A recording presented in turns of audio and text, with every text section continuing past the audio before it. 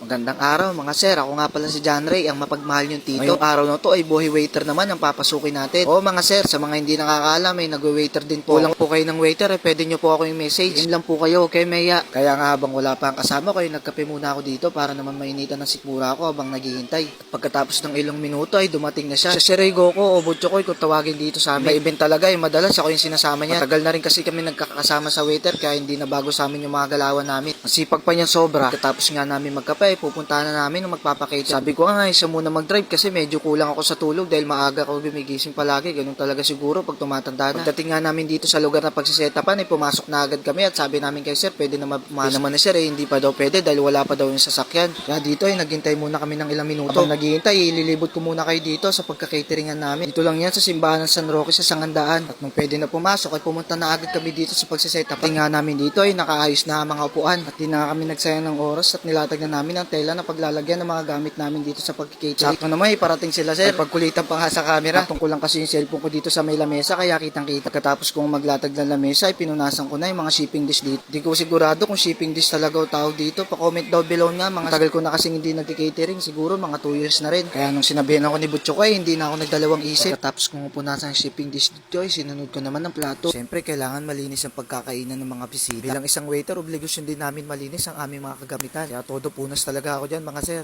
Pagkatapos kong punasan mga plato ay baso naman ang sinunod ko dito.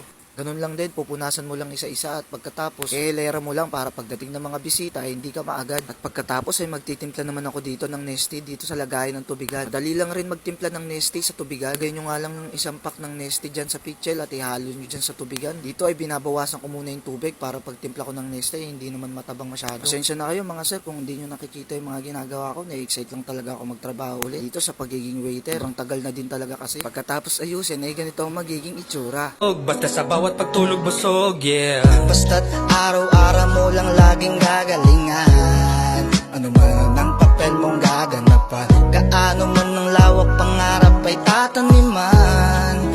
Basta't araw-araw gagalingan, gumisi ka man kung marami kang pag-aalangan. Basta't palagi mo lang. Tapos nga namin mag-setup ay unting-unti nang dumating ang mga bisita. Sayo-sayo pa ako dito pero mamaya pagod yan. At dito na nga nagsimula ang bakbakan ng Indonesia at Pilipinas. Nagsandok na nga ako rito para syempre makakain na kaming dalawa.